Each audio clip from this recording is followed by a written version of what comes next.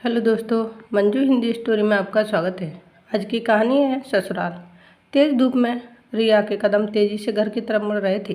तभी आत्मा से आवाज़ आई, बाबड़ी थोड़ा रुक के कोल्ड ड्रिंक पीते हैं।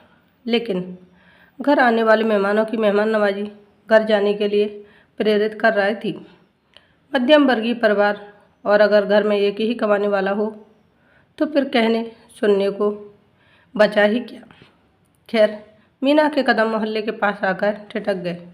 रिश्तेदारों का रिक्शा दरवाजे पर लग चुका था और सभी लोग एक दूसरे को सलाम नमस्कार कह सुन रहे थे। रिया पैरों में जोर देती घर के दरवाजे तक पहुंचकर ठंडी सांस भर रही थी कि अम्मा की आवाज़ कानों से टकराती हुई माथे पर पहुंच गई। अरे, बाहर से आए हैं, कुछ ठंडा दो।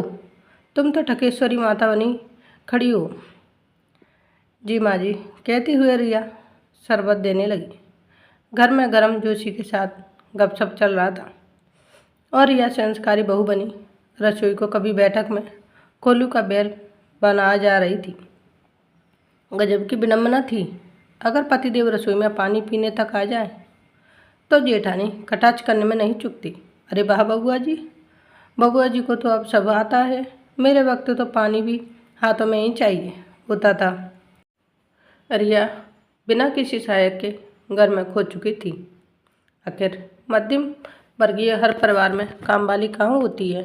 रसोई के कोने में बर्तन इकट्ठा कर अपनी ओर आकर्षित कर रहा था। बच्चे भी स्कूल से घर आ रहे होंगे। शाम को नाश्ता क्या बनाऊं? न जाने कितने साधारण सी चिंता रिया के मन मस्तिष्क में चल रही थी। तभी माँ ने आवाज़ लगाई तो रिया ने सुन के सहमति में जवाब दिया। कड़क चाय की मांग की।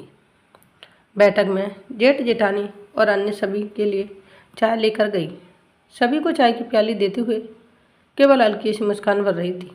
तभी जेठनी ने कहा, वाह रिया, तुमने तो थोड़े से जगह में ही अच्छा खासा गमला लगा लिया है। जेठानी ने प्रतिक्रिया में कहा, रसोई भी सुसज्जित ढंग से रखा है। माँ जी ने कहा, सारा घाट बाजार यही करती है। सभी की बातें सुनकर पतिदेव ने कहा, कपड़े तो यूँ चमकाती है कि मानो नए हो। रिया सभी की बात सुनकर चुपचाप रसोई में चली गई, क्योंकि सभी ने कहा वह काम अच्छा करती है, एक अच्छी गृहिणी है। लेकिन किसी ने ये नहीं कहा रिया थक गई होगी। न अन्यासी ही आज उसे मायका और माँ की याद आंखों से उतरने लगी। आज की छोटी सी कहानी यहीं समाप्त होती है। मिलते हैं नई स्टोरी वीडियो के साथ। मेरे 2-3 दिन से तबीयत खराब है, इसलिए थोड़ी आवाज़ चेंज है, प्लीज़ एडजस्ट कर लीजिएगा। धन्यवाद दोस्तों, बाय बाय।